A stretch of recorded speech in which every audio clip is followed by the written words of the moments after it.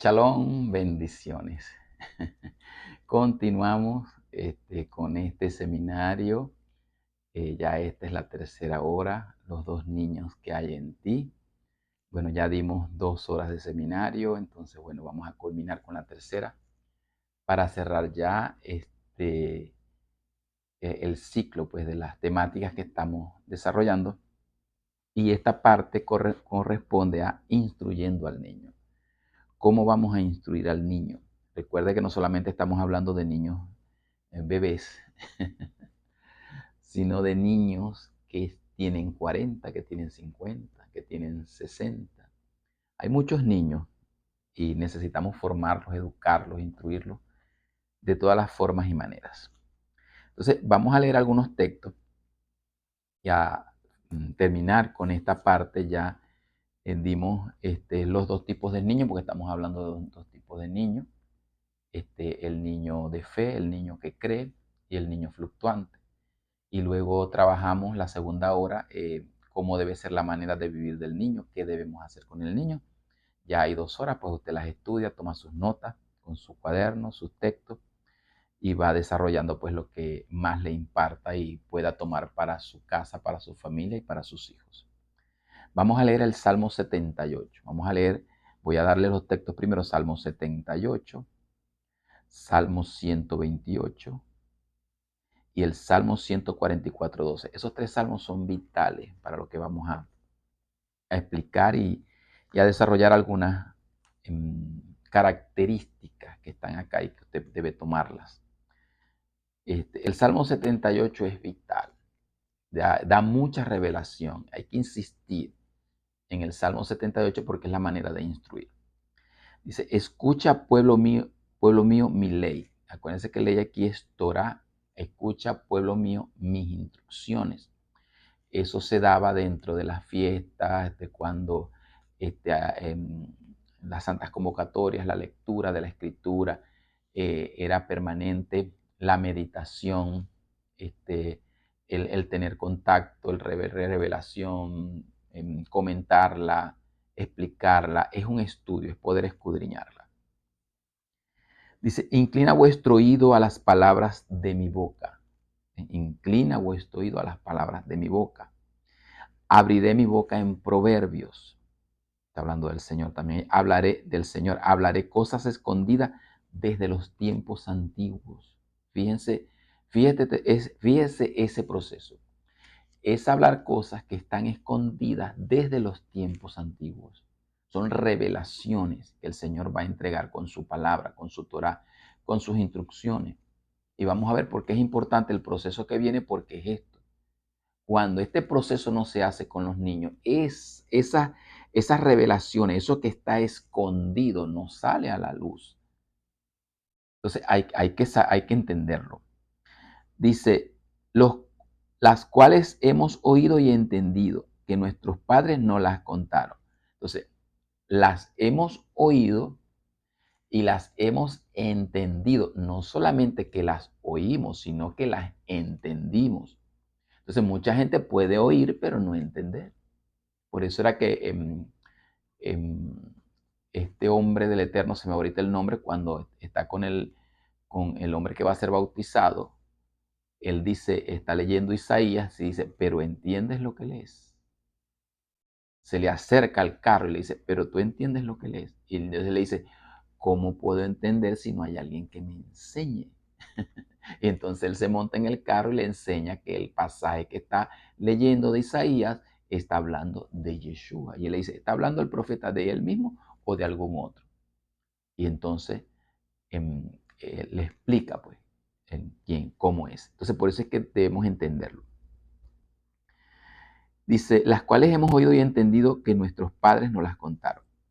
No las encubriremos a sus hijos.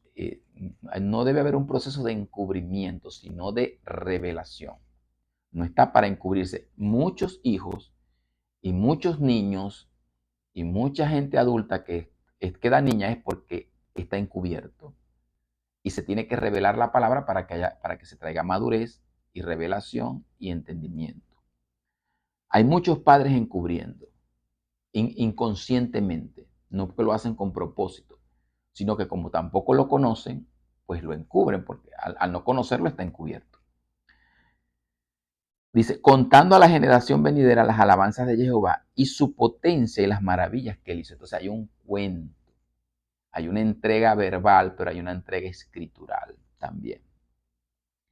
Él estableció testimonio en Jacob y puso ley en Israel. Mire todo el proceso. Ahí entra todo el proceso de revelación. Testimonio, Torá, instrucción. Dice, la cual mandó a nuestros padres que la notificasen a sus hijos. Entonces, ahí hay un proceso de notificación. Esa palabra es importante. ¿Cuál es el mandamiento? Está la ley, está la grandeza, está lo que él ha hecho. Hay cosas que están escondidas desde los tiempos antiguos y eso hay que notificarlo. Entonces, tienes que estar en un proceso de notificación. Notificación, o sea, transferir aquella a la generación que viene para que lo sepa. ¿Por qué se debe notificar? Dice, para que lo sepa la generación venidera y los hijos que nacerán. Esa generación que viene, esos hijos que nacen, que ya hemos visto cómo formar, cómo educar. Entonces, se les va entregando una instrucción y se les va entregando una notificación. Se te notifica esto. El Señor es esto, el Padre tiene estas grandezas, el Padre tiene todas estas revelaciones y se transmite la notificación. Y eso es un trabajo paternal, no es un trabajo pastoral, es un trabajo paternal. Dice, a fin de que pongan en Dios su confianza. ¿Cuál es el propósito? Ahí está. ¿Por qué no tienen en Dios su confianza? Pregúntate, vamos a hacernos una pregunta. ¿Por qué ese hijo tuyo no tiene en Dios su confianza? Bueno, porque no se ha hecho el trabajo del versículo 1, del versículo 2, del versículo 3, del versículo 4, del versículo 5, del versículo 6. Entonces llegamos al 7 sin hacer los 6 versículos anteriores. Entonces no tiene confianza en Dios porque no se le ha notificado desde niño. No se hizo el trabajo con la revelación que se tenía que hacer. Tú tienes que hacerlo. Y si no lo hiciste, bueno, entonces ora como Manoa y dile, ya creció y ahora ¿qué hago? Ayúdame. Tienes que hacer como Manoa. Aquí el que nos ayuda es Manoa a entender cómo es. Dice, y no se olviden de las obras de Dios, que guarden sus mandamientos. No se les debe olvidar las obras de Dios y que guarden sus mandamientos. Todo eso se está instruyendo. Y no sean como sus padres. ¿Para qué se hace ese proceso de instrucción? Para que no sean como sus padres, hablando de la generación que murió en el desierto. Dice, generación contumaz y rebelde, generación que no dispuso su corazón ni fue fiel para con Dios. Mire esto. Lo vuelvo a repetir. Y no sean como sus padres, generación contumaz y rebelde, generación que no dispuso su corazón ni fue fiel para con Dios. No dispusieron su corazón. Y no se desarrolló en ellos un corazón fiel para con el Padre, para con el Eterno. Y eran contumaces y rebeldes, y murieron en el desierto por contumaces y por rebeldes, porque no tenían un corazón fiel y porque no tenían un corazón dispuesto para el Señor. Cuando nosotros hacemos este trabajo, eso se transforma. Se le quita al niño y al joven y al que va creciendo lo contumaz, lo rebelde, el corazón no dispuesto y el corazón infiel. Entonces, vamos ahora a los equipos ministeriales de pastores, profetas, maestros, evangelistas. Tú perteneces a uno de esos equipos. Entonces, resulta que tú eres contumaz y rebelde. ¿Qué crees tú que vas a hacer con ese profeta? ¿Qué crees tú que vas a hacer dentro de ese equipo? ¿Qué crees tú que vas a hacer? Siendo contumaz y rebelde. ¿Qué crees tú que vas a hacer como un niño fluctuante, contumaz y rebelde dentro de un equipo ministerial, no teniendo un corazón dispuesto y no teniendo un corazón fiel? Tú tienes que desarrollar sobre esos ministerios como Eliseo con Elías, un corazón fiel. Y si pasa algo dentro de los ministerios, tú haces silencio, pero tú tienes que guardar silencio y ser fiel. Y el Señor, si el Señor te da salida de ese lugar, tú sales, tú oras y el Señor te da salida caballerosamente. En esto hay que tener mucha prudencia. ¿Sabe que es difícil tener esto? Con tu más rebelde, un corazón no dispuesto y un corazón infiel. Ojo, cuidado. Y el Señor con su palabra, con su notificación, esto es peligrosísimo. Esa gente murió en el desierto por esto. Y el Señor dice, vamos a instruir, vamos a formar para que no sean como la generación de sus padres, con tu más rebelde, sin un corazón dispuesto y con un corazón infiel. Eso hay que quitárselo a los niños. Hay que hacerles con la palabra un corazón fiel, un corazón dispuesto, un corazón que ame, un corazón que no sea contumaz y un corazón que no sea rebelde. ¿Está viendo la importancia de este trabajo? Dice, los hijos de Efraín, arqueros armados, volvieron a las espadas en el día de la batalla. No guardaron el pacto de Dios, ni quisieron andar en su ley, sino que se volvieron en sus obras y de sus obras y de sus maravillas que él había mostrado. Fíjense que cuando hay la separación, fíjense cómo al mismo Efraín él lo ama, pero Efraín se apartó, se separó, hubo la separación. ¿Por qué? Porque no hay que dejar que el corazón se desvíe, que el corazón sea infiel, que el corazón sea este, no dispuesto, que haya algo contumaz y rebelde. Contumaz es terquedad, rebeldía. La rebeldía es idolatría en muchos casos. ¿Sabe a qué lleva la rebeldía? A la idolatría. Muchas veces, rebeldía. Entonces ahí vemos un proceso paternal de instrucción, un padre notificando con un propósito, con un principio de que no se olviden la ley, de que guarden los mandamientos y de quitar lo contumaz, lo rebelde, lo infiel y la no disposición. Entonces hace un corazón dispuesto, un corazón fiel, un corazón, como dijimos, como un niño, no contumaz y rebelde, sino como un niño que se humilla y que cree. El niño que del Eterno es el niño que se humilla, el niño de fe, es el niño que se humilla y el niño que cree, como un niño que se humilla y cree. ¿Ves? Ese niño no llega ahí soberbio, ni contumaz, ni rebelde, ni infiel, sino que tiene un corazón fiel para sus padres, para sus ministros, para su familia, para todo. Hermoso. Veamos el Salmo 128. Mira el Salmo 128. Para que vamos leyendo para que después veamos las características. Dice, bienaventurado todo aquel que teme a Jehová, que anda en sus caminos. Cuando comiere el trabajo de sus manos, bienaventurado será y te irá bien. Dice, tu mujer será como vid que lleva su fruto, tu mujer será como vid que lleva fruto a los lados de tu casa. Entonces, la mujer es como una vid. ¿Qué representa esa vid? Representa el fruto, la uva, el vino. Entonces, así debe ser tu mujer, como una vid que lleva fruto a los lados de tu casa. Dice, tus hijos como plantas de olivo alrededor de la mesa. Entonces hay una mesa que es un altar. Entonces tienes una esposa, una familia y tienes unos hijos que están crecidos. ¿Como qué figura? Están crecidos tus hijos como plantas de olivo alrededor de tu mesa. O sea, el olivo. ¿Usted sabe lo que representa el olivo? El aceite. El vino, fíjese que representa dos cosas, el vino y el aceite. Dos elementos vitales dentro del contexto hebreo y dentro de la parte profética escritural, por donde usted le meta el ojo a la escritura, usted va a conseguir el vino, usted va a conseguir el aceite, la unción, lo que representa el vino, que no lo voy a explicar aquí, pero es harto sabido. Entonces, son elementos emblemáticos muy, pero muy importantes. ¿Y dónde están relacionados? Con la mujer y con los hijos. Y una mesa que es un altar.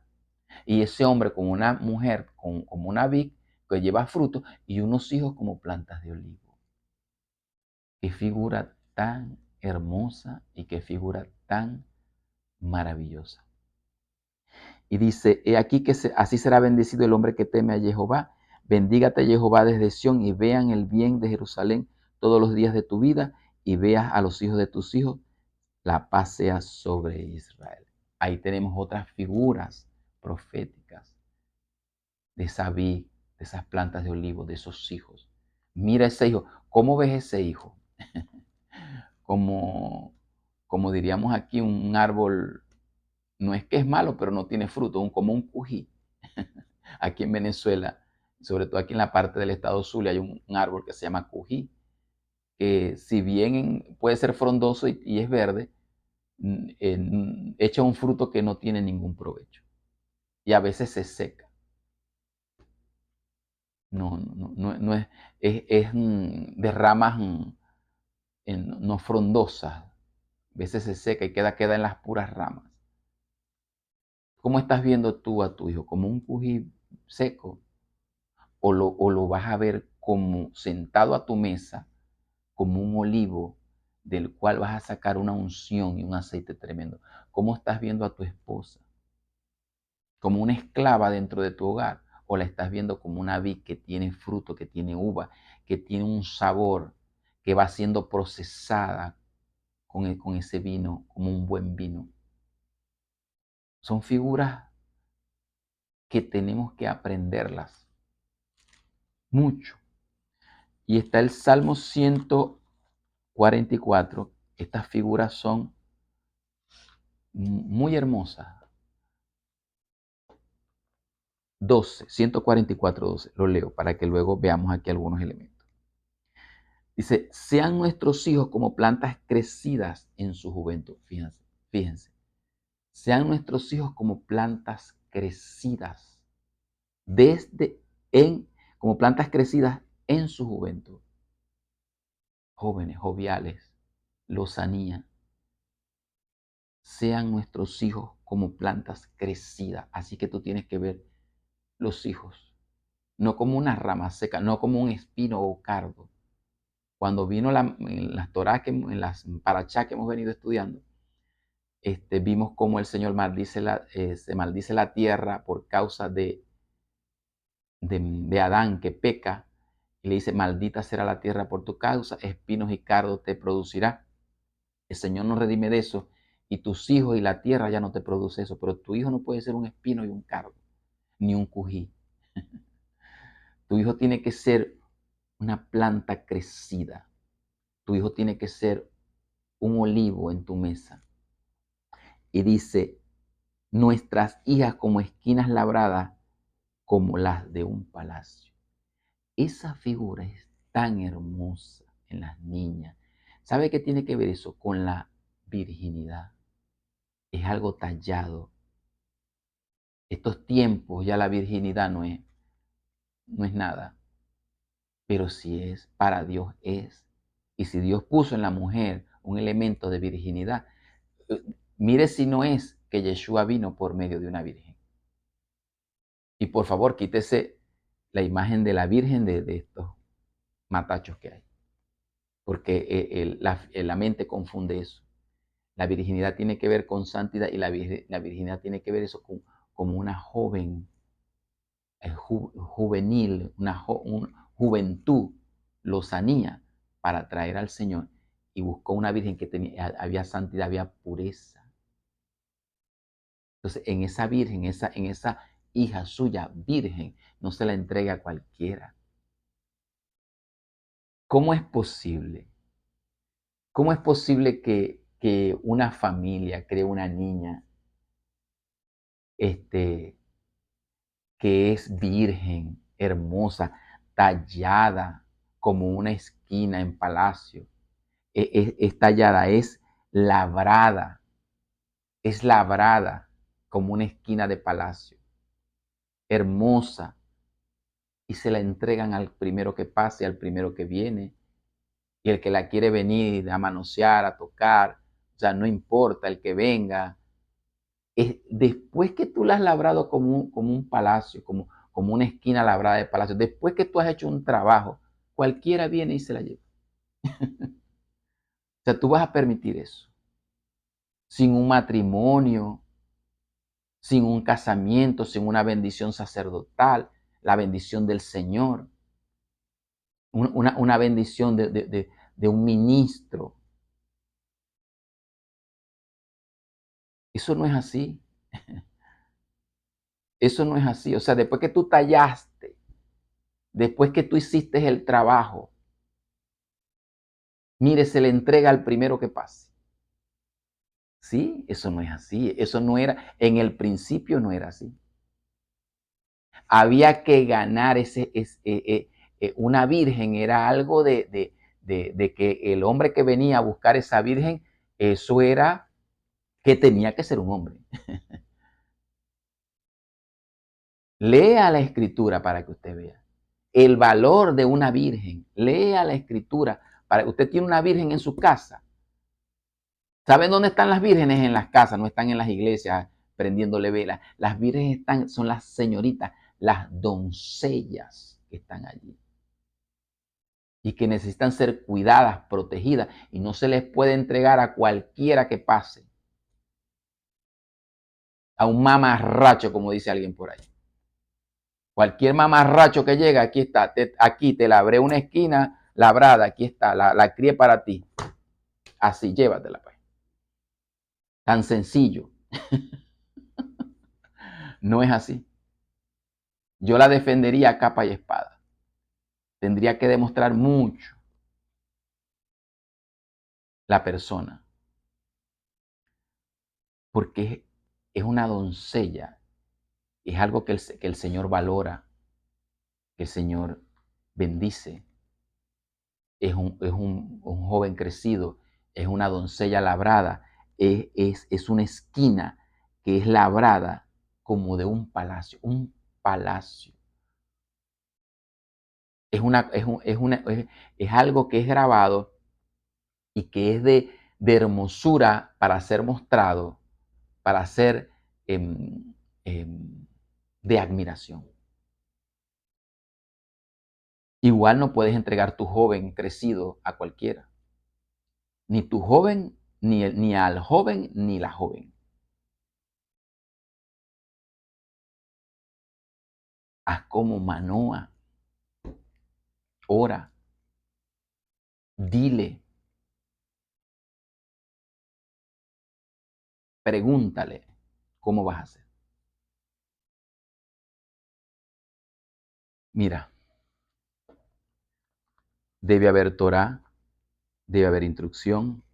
Él nos da revelación, repasamos, revelación de las cosas escondidas. Son generaciones venideras. Notificación, debe haber una notificación. Confianza en Dios, saber de sus obras, guardar sus mandamientos, quitarlo contumaz, lo rebelde, crear un corazón fiel, crear ese corazón fiel, dispuesto, corazón hermoso.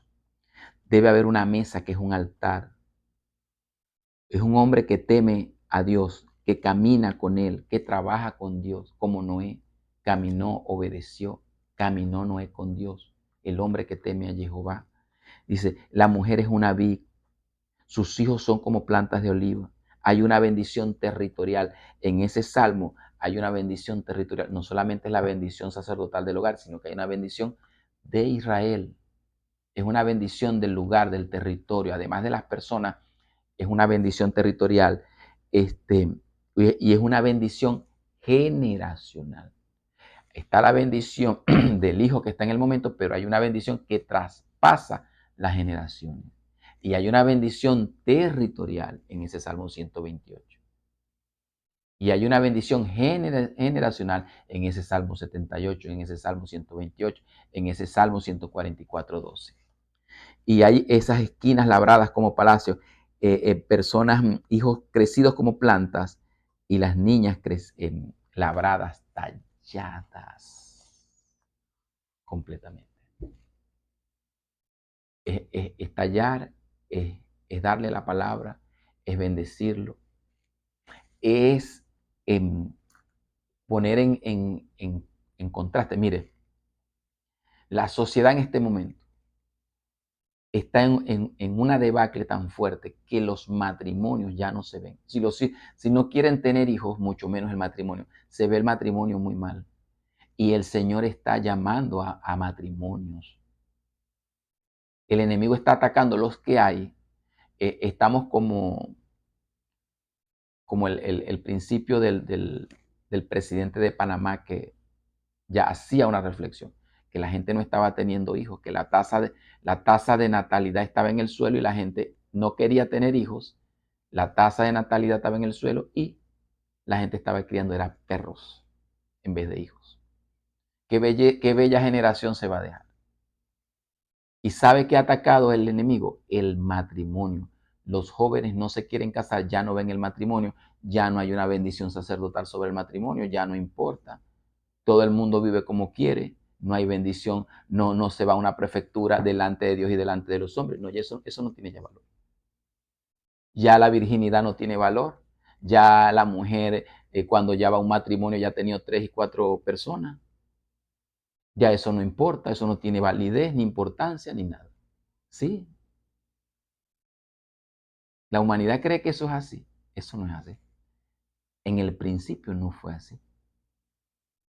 Y por eso ves los problemas en la familia que están. Por eso, porque esos valores se perdieron totalmente. Se extraviaron en el camino. El Señor nos dice, volvamos a la senda antigua, al matrimonio.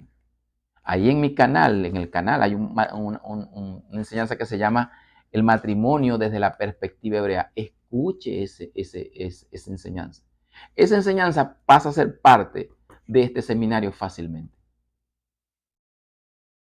Para que usted empiece a ese niño, a ese joven, a esa niña, a enseñarle el valor del matrimonio y a decirle no es con cualquiera, no es solo la parte sexual, es un pacto matrimonial, porque si sabe tener pacto con el matrimonial, sabe tener pacto con el Señor.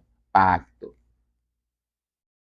¿Qué fidelidad vamos a tener con el Señor como pacto si las personas no pueden ser, ni siquiera se quiere casar y ni siquiera sabe entender lo que es un pacto matrimonial? Ni sabe ceder dentro de lo que es un pacto matrimonial. Todo eso es así. Los jóvenes están a merced de la falta de instrucción. Eso los lleva a la promiscuidad, eso los lleva al bombardeo donde están, eso los lleva a decirles que el matrimonio no sirve, que ellos no quieren casarse y mucho menos tener hijos. Hay mucho que corregir para volver a la senda antigua, para que haya una instrucción, para que haya una familia, una mesa, un altar, una instrucción, un reino, una legislación, una ciudadanía, una cultura, una identidad. Podríamos pasar mucho tiempo de reflexión de la palabra para que nosotros podamos entender todo lo que el Señor está hablando de formar la familia. En el matrimonio hebreo, una de las cosas que se hace es proclamar la bendición sobre los hijos, sobre las generaciones que vienen. Es hermoso. Yo pude participar en un matrimonio así en contexto de la palabra y fue de mucha bendición. Como ministro pude hacerlo. No tienen ni idea de la unción que se mueve allí en un matrimonio proclamando la palabra de esa forma y de esa manera.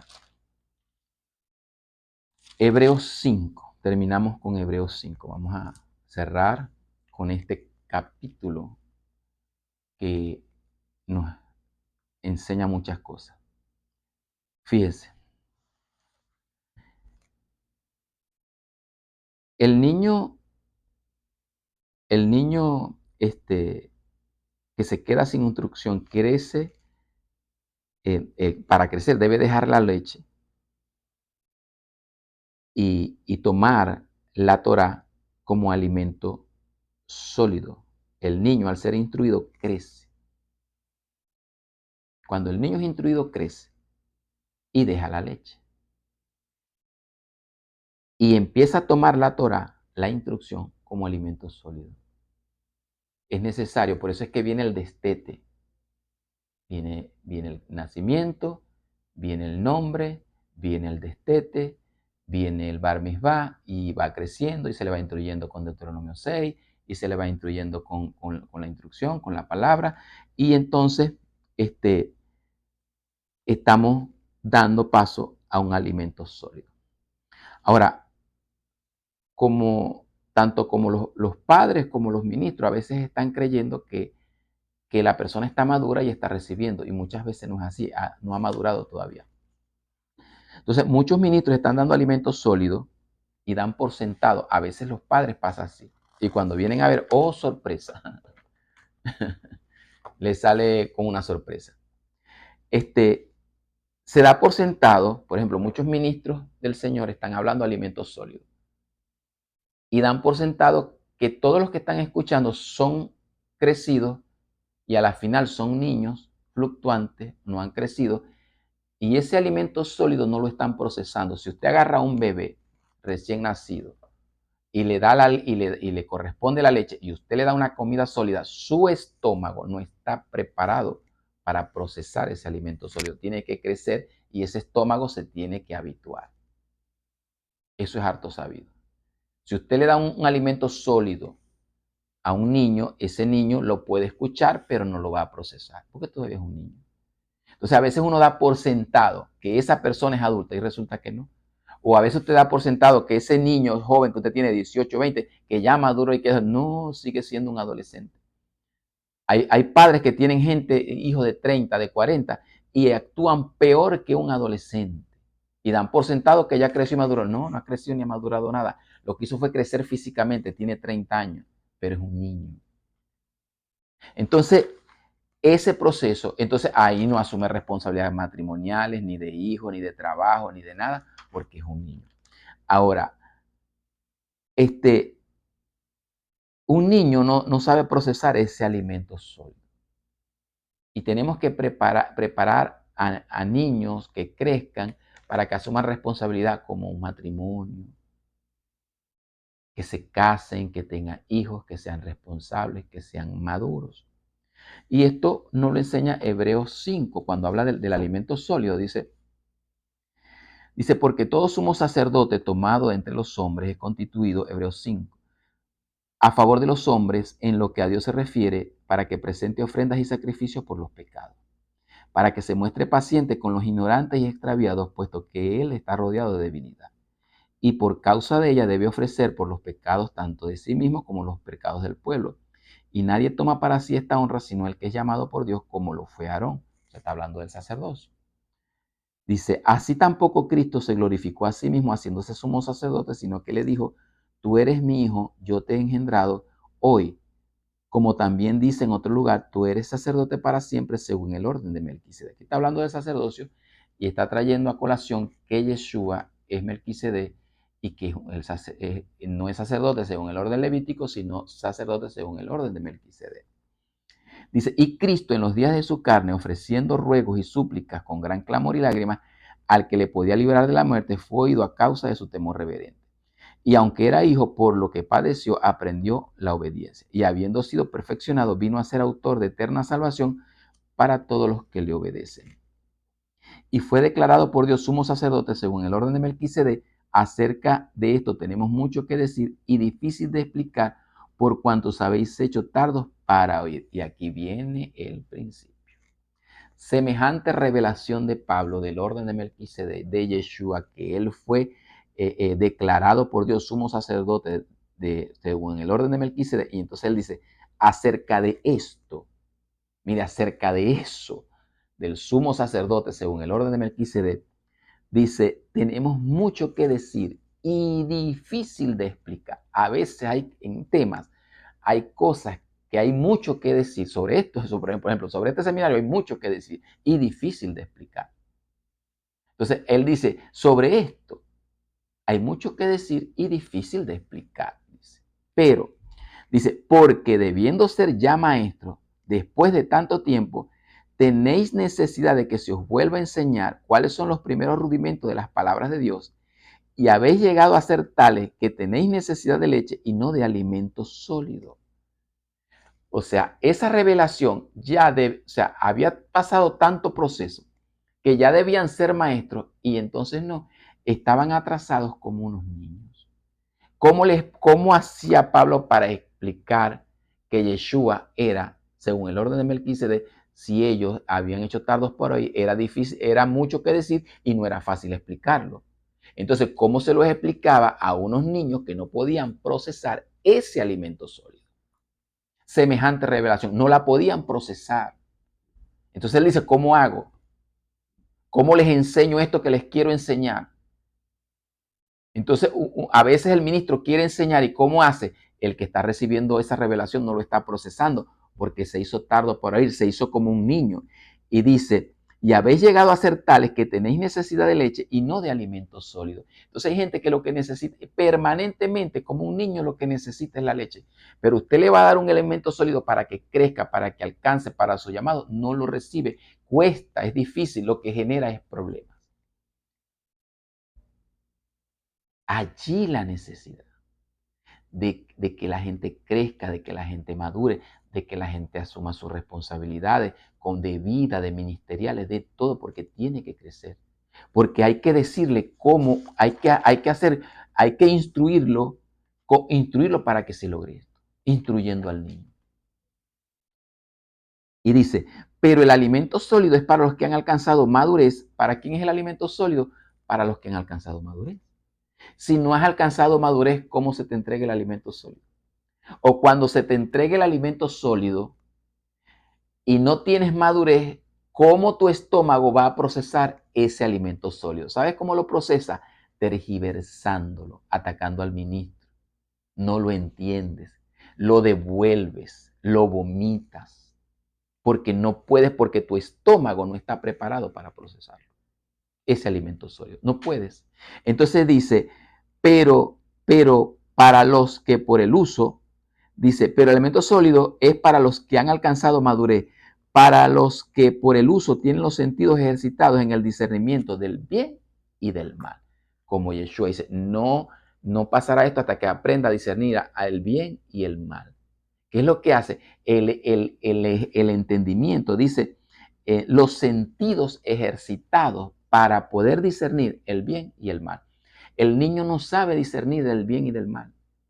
Y no sabe desechar y no sabe escoger. Entonces, es un proceso de formación, de instrucción, de maduración, de todo lo que usted quiera en este proceso. Entonces, estas personas no eran maduras, estas personas en este proceso no podían procesar la revelación. ¿Y cuál era la revelación? Que Yeshua era según el orden de Melquisedec y que era sacerdote. Eso cambiaba todo, cambiaba y lo cambió todo el panorama. Porque ya Jesús no era según el orden del sacerdocio levítico. Además, dice el texto que si él tuviera la tierra, que si hubiese estado ejerciendo aquí, no hubiera sido ni siquiera sacerdote porque él no era según el orden de Leví, él era según el orden de Judá. Y eso cambió todo. ¿Y cómo hacías tú para entregarle esa revelación a unas personas que no había madurez y que lo que querían era una lechita?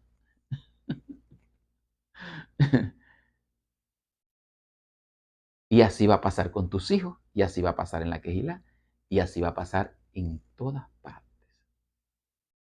Entonces, ahí es donde Efesios 4:11, el trabajo del apóstol, del profeta, del maestro, del evangelista, del padre dentro de la casa, hace el trabajo.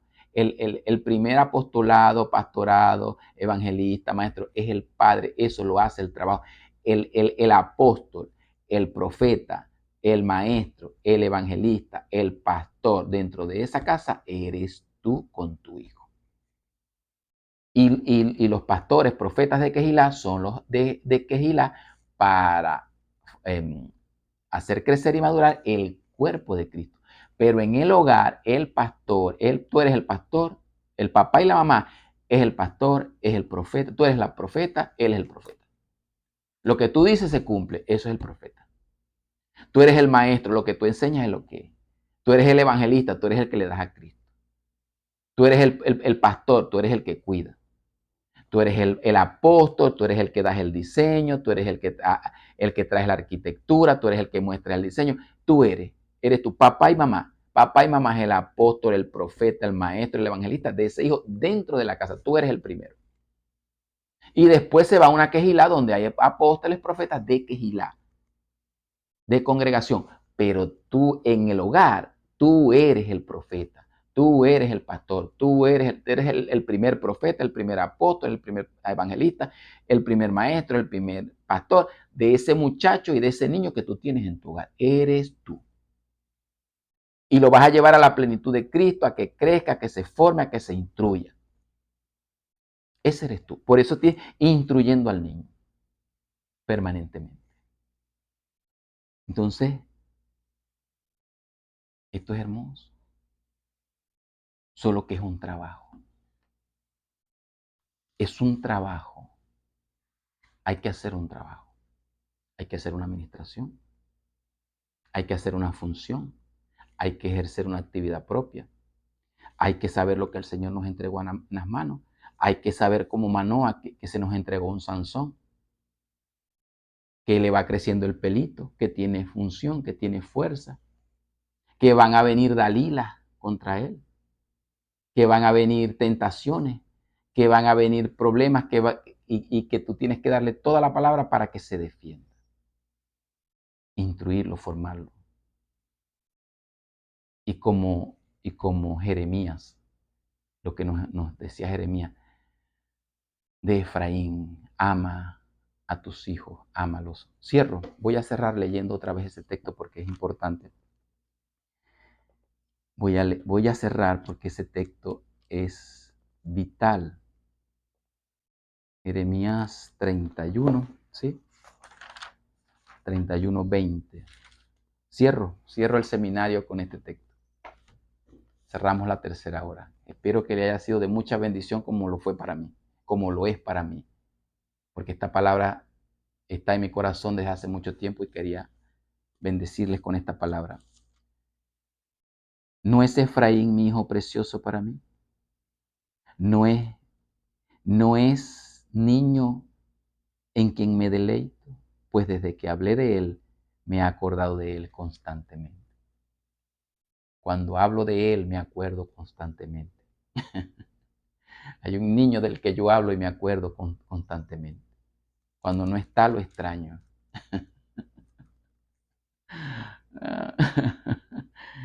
Es un nieto que el Señor nos entregó. Dice, por eso mis entrañas se conmovieron por él. Ciertamente tendré de él misericordia. Mire, enmarque este texto. Usted es padre, enmarque este texto. Dice, ¿no es Efraín hijo precioso para mí? ¿No es niño en quien me deleito? Pues desde que hablé de él, me he acordado de él constantemente. Por eso mis entrañas se conmovieron por él. Ciertamente tendré de él misericordia, dice Jehová. Amén. Que el Señor les bendiga, que el Señor les guarde. Fue un placer, un gozo, una bendición muy grande compartir con ustedes este seminario y esta bendición. Bueno, nos estaremos viendo pronto el sábado a las 2 de la tarde. Estaremos con la paracha que corresponde esta semana, Leja. Bendiciones para todos. Se les ama muchísimo.